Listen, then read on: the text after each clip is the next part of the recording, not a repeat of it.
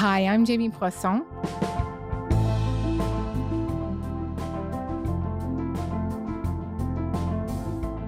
So earlier this week, we recorded an episode about the Alberta book ban saga. It was about how this list from the Edmonton School Board had been leaked, a list of all of the books that the board had decided to ban in the wake of a government order to take books with sexually explicit content from the shelves. This would apply from kindergarten all the way to grade 12. A massive uproar ensued because the list included beloved classics like Margaret Atwood's The Handmaid's Tale, Maya Angelou's autobiography, I Know Why the Caged Bird Sings, and A Brave New World by Aldous Huxley, ironically, set in a world where books are banned. Well, just before we were wrapping up for the day, the province paused that order, and we had to throw that episode out. This doesn't usually happen to us, but here we are. So today, we are bringing the Investigative Journalism Foundation's Brett McKay back to redo this conversation. Why? Because the story is not over, actually. The province says it is working on a new order. And how we got here in the first place is super interesting. So let's get into it.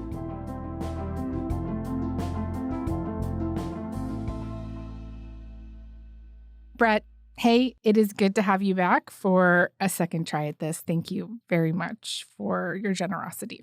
Yeah, happy to be here and talk about this. We are talking at 2 p.m. Eastern time. As of right now, this new rewritten order the province says they are working on has not been released, though we do have some details on where they say they are headed, the direction that they're headed. But I am time-stamping this. So why don't we start with the original order from Alberta Premier Daniel Smith's government, okay? The one that resulted in books like The Handmaid's Tale and A Brave New World making this banned list from the Edmonton Public School Board. Can you walk us through what this first order was actually about? Yeah, this first order, which came out in July, specifically bans explicit sexual content for K-12 schools. It applies across all grades, as well as putting restrictions on what they call non-explicit sexual content. Under the new standards, school libraries are not permitted to include material containing explicit sexual content. Non-explicit sexual content may be accessed to students in grades 10 and above, provided it is age appropriate.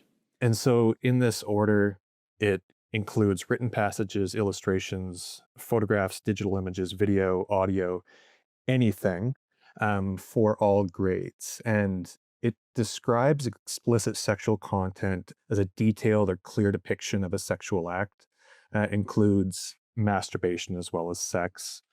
For non-explicit sexual content, this means containing a depiction of a sexual act that is not detailed or clear. And so the distinction here is that prohibition on non-explicit content applies for grades 9 and younger, and there are exemptions being made for materials that might appear in health class, biological functions, menstruation, that sort of thing. And so I remember when the education minister started talking about this publicly back in May, one of the many criticisms and concerns people had when they first, heard about this was that it would target LGBTQ plus content disproportionately. Yeah, in May, the government minister Nicolaides only named 4 books, 4 graphic novels. 3 of those 4 were either written by queer authors or deal with LGBTQ plus characters or themes. The province says these 4 illustrated novels are symptoms of a larger issue in Alberta schools. Graphic depictions of sexual activity and nudity. The education As these similar book bans have played out in the US, this is something that's been documented as well, where it's typically LGBTQ authors or books or traditionally marginalized groups who are being singled out. Mm-hmm. A big part of this, I think, is that The way these book bans are structured, they rely on a complaint system to some extent. So, like the government of Alberta, or Florida, Texas, and Utah have set out these standards which must apply to all library catalogs. They're not naming every single book they want removed, but there's a stipulation that libraries and school boards must have a procedure in place by which anyone connected to the school, a student, parent, teacher, someone on the board, can launch a complaint against a title and have it either reviewed, reconsider access levels, like what grades it should be available to, or removed entirely. And so with that in place, you've seen what people find offensive and think should be reviewed or removed has swayed towards, books dealing with race, sexual orientation, and gender. I know one of the books that was specifically named by the education minister is this book called Gender Queer. It's become actually one of the most banned books in the United States. The Lapeer District Library controversy has been raised over a book titled Gender Queer. That has county prosecutors saying the book should be removed from shelves. The board was set to make a decision on a book a parent wanted banned from the library. JCPS parents are pushing the school board now to immediately remove a book from school libraries. The book is called Gender Queer. It's this graphic memoir that explores navigating sexual identity and queer relationships growing up. It includes illustrations and passages about puberty, sexual experiences. But some of the panels, for example, include depictions of sexual acts like oral sex. There's this panel where a character with like a strap-on is receiving oral sex from another. There's masturbation. There's erotic fantasies. And I just want to note, it has been praised as a resource for LGBTQ plus youth, right? And it's not like it was widely available in elementary schools across Alberta. Am I fair to say this is widely thought to be a book for, older students? Yes, Gender Queer was awarded the American Library Association's Alex Award for books that have a special appeal to young adults between 12 and 18. My name is Maya Kobabe. I am the author of Gender Queer, a memoir. I felt very alone in my gender experience as a teenager. And I'm very grateful that as an adult, I've been able to share this. And instead, I've been able to build such a loving and strong community out of sharing. On September 2nd, when the minister announced that this book ban was going to be paused while they reviewed the language in the ministerial order, he also released the list of where these books were found, including Gender Queer. This is the 4 graphic novels that had been named. Up until yesterday, they had publicly never talked about what libraries they were found in, saying that it would, potentially draw harassment or criticism.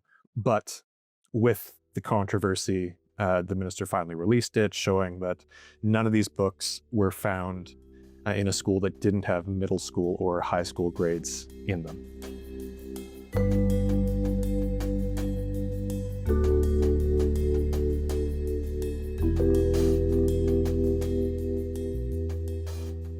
Okay, so this issue has been percolating for months. In July, this order comes out, and it really comes to a head last week because the Edmonton Public School Board, they have this list of what they were planning to ban, and this list got leaked. And it was pretty wide-ranging. I mentioned in the intro, The Handmaid's Tale, Maya Angelou. These are books banned from K to 12. And just walk me through some more of the titles that were going to be straight up banned K to 12. There were, other classic authors like Philip Roth, as well as contemporary young adult fiction like The Perks of Being a Wallflower, which a lot of people are probably familiar with. The great sequential artist Brian K. Vaughan, as some of his works appeared on there. And 200 plus titles of graphic novels, manga, novels, novellas, short stories. A lot of YA kind of popular fiction, hey? Yeah, seemingly. In the list that Minister Nicolaides released of like where we found these books, Blankets by Craig Thompson appeared to be being used as part of a class. It had multiple copies at one high school in Edmonton. And so, when you note that there's a lot of young adult fiction or YA content on there, it's because it was being, in some cases, used by schools or otherwise had been chosen for being appropriate for those grades. For those who might not be familiar with Blankets, why might it be taught in a class? And like, why might it be banned?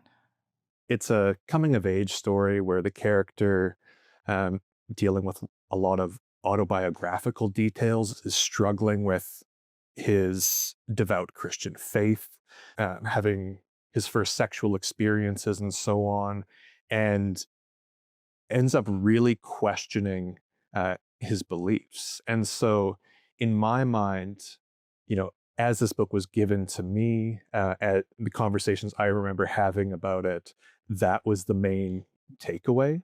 There are illustrations of sex, and it deals with sexual abuse.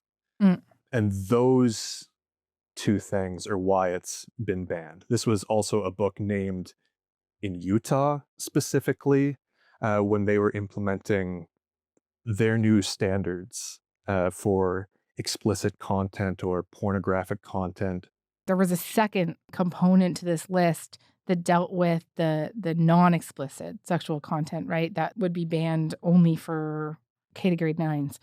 On that list, F. Scott Fitzgerald's Great Gatsby, George Orwell's 1984, which is about censorship. And, I think when we're going to get into some reaction now, I've heard people say that, like, of course, you wouldn't read a kindergartner these books, but maybe grade 8, grade 9, different story, right? So those would have been banned for that age group.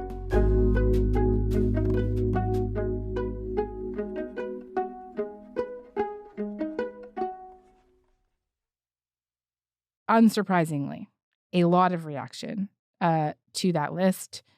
Margaret Atwood put up a sarcastic social media post on Sunday saying that since The Handmaid's Tale was going to be banned, she wrote a different story instead about two children named John and Mary who, quote, grew up and married each other and produced 5 perfect children without ever having sex. Jodi Picoult, whose book 19 Minutes, which examines the aftermath of a high school shooting in New Hampshire, which is on the list, like Atwood's, that would have removed it from the shelves K to 12, said it's disheartening to see that the American epidemic of book banning has spread to Canada. I know you've been reporting on this for a while now. Tell me more about what you made of the response to the leaked list.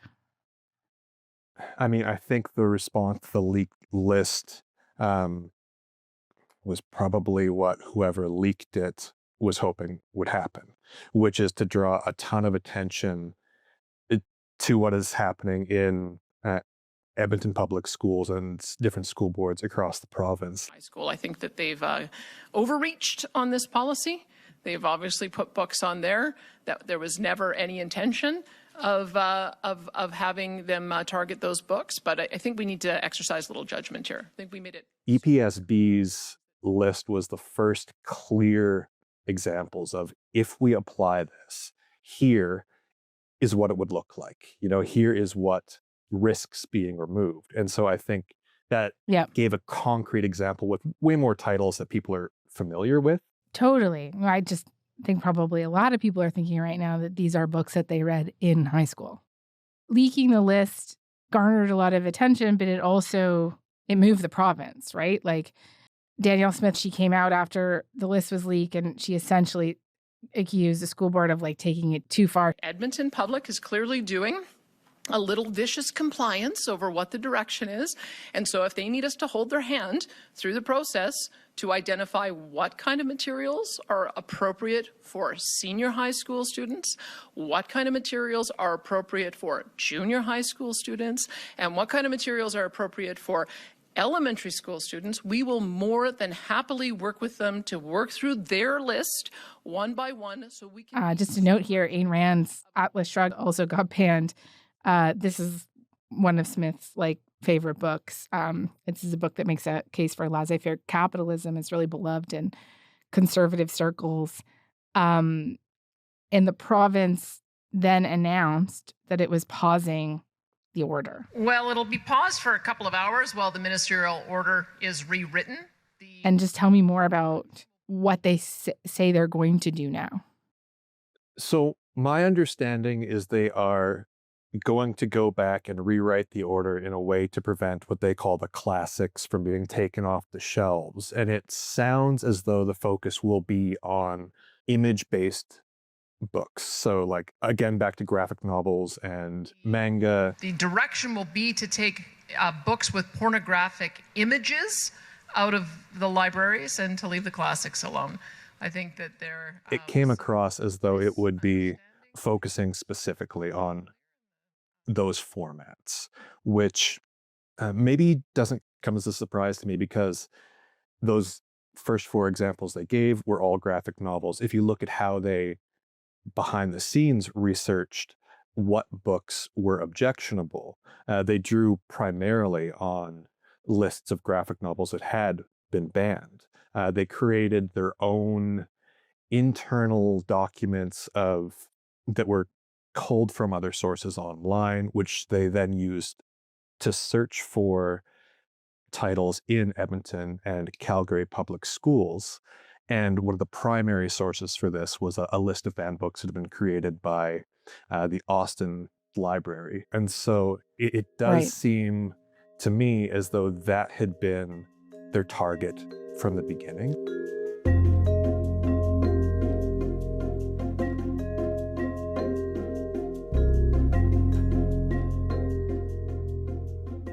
I know from your reporting that there are groups who have been very vocal in trying to get the province to act here, right?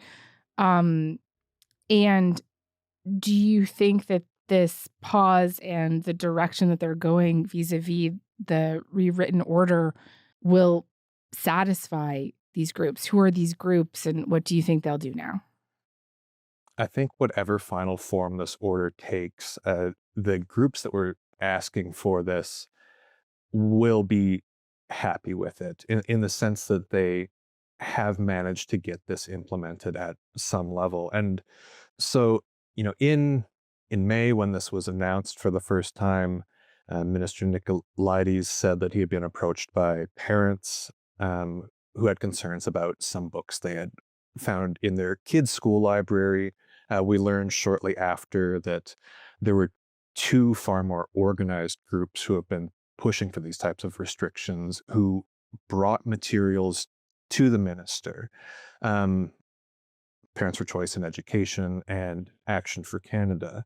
And among the list of materials they provided, both named Genderqueer and Fun Home. Fun Home it was another one of those graphic novels about growing up in rural Pennsylvania. The author draws on her sexual identity.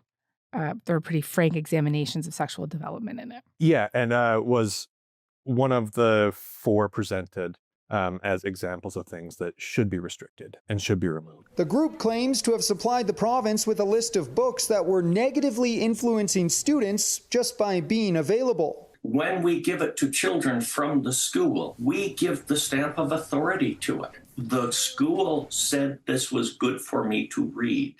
These 2 groups, far from being just concerned parents, Action for Canada has been leading the charge, trying to get books restricted in public libraries in Canada. The group came out of the pandemic, had organized a lot against public health measures, and has pivoted and is really focusing on what they describe as sexual content in public libraries, which they view as being part of a conspiracy to undermine the family and force sexual identity politics on children. And so they've been heavily inspired by Moms for Liberty in the United States. A far-right, rapidly growing group that in the last 2 years morphed from challenging mask mandates and remote learning during the COVID pandemic to a major player in Republican politics, endorsing hundreds of school board candidates. Across the country, chapters now often target specific books and school curriculums that reference LGBTQ plus families and promote racial inclusivity and equity. If we have activist teachers, the program that they have developed, which involves producing a list of objectionable books with examples pulled from them that you can then take to your public library, search, find, if they have it, file a challenge. In most cases, public libraries have kept and retained it. But the Canadian Library Association has named Action for Canada as being probably the leading group responsible for the surge in challenges nationwide. And so that is one of the sources of content that was given to the ministry. The other, Parents for Choice in Education, is a so-called parental rights group in Alberta that has more political connections to the UCP. One of the groups taking credit is called Parents for Choice in Education. We had two conversations with the minister. One was about 3 years ago when it first came to our attention as a possibility. And then we had a chat with the minister last year, so we certainly played a role. They have a UCP MLA sitting on their board. During the last leadership race for the UCP, they hosted a debate between the candidates and have been pushing for a lot of changes in this same vein, against GSAs, a lot to do with sexual orientation and gender identity education. And these were two of the groups which early on were giving examples and pushing the government to do something about these types of materials being in school libraries.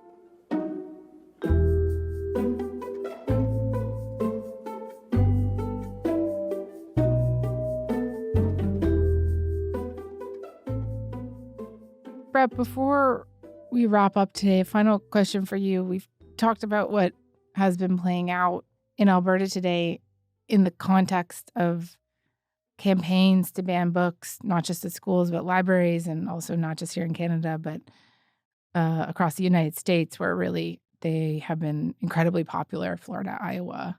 In a day and age where kids can access anything that they want online, why do you think that we're hearing more about book bans in the US and also in Canada too? Why have they become such a culture war issue? Yeah, I read some interesting research on this recently, actually, where scholars had looked at where book bans were happening in the US in 2021, 2022. And what they found was that the strongest predictor of whether or not a school district or a county had put in some sort of new book ban was a decline in voter representation for the Republican Party in those counties. And so you're looking at counties that have historically been strongholds that were guaranteed wins that lost ground in the 2020 election. And so they interpreted this as book bans being a form of political action to win back support from the base to the party, right? And so it is not a great form of censorship. The same researchers noted that when books are banned, there's a surge in interest in them. They sell more copies. I looked at the Google Analytics for the 4 books that were named in Canada and Alberta, and the highest points of interest in them are immediately following the ministerial order and immediately following the first press conference in May. And so in terms of keeping kids away from this content, it's not very effective, but as a political action to drive voters into your party, I think it's proven to be effective. And you mentioned, this being a hot culture war topic. And I think part of that too you need to look at how effective grassroots organizing has become and how important it's become to mainstream parties. And so with the US media ecosystem already focusing on this, I've seen this bubbling up in Canada gradually. And so from a political perspective, you can look at what are people already talking about? Is this an actionable item? They get some groups coming to them directly. And from that perspective, I think it makes sense that this would be seized on as something that already has a built-in base of support, right? That people are already talking about and upset about, which then you can present yourself as providing a solution to it. Brett, thank you very much for doing this. Second time's the charm. Thank you. Thanks again for having me on.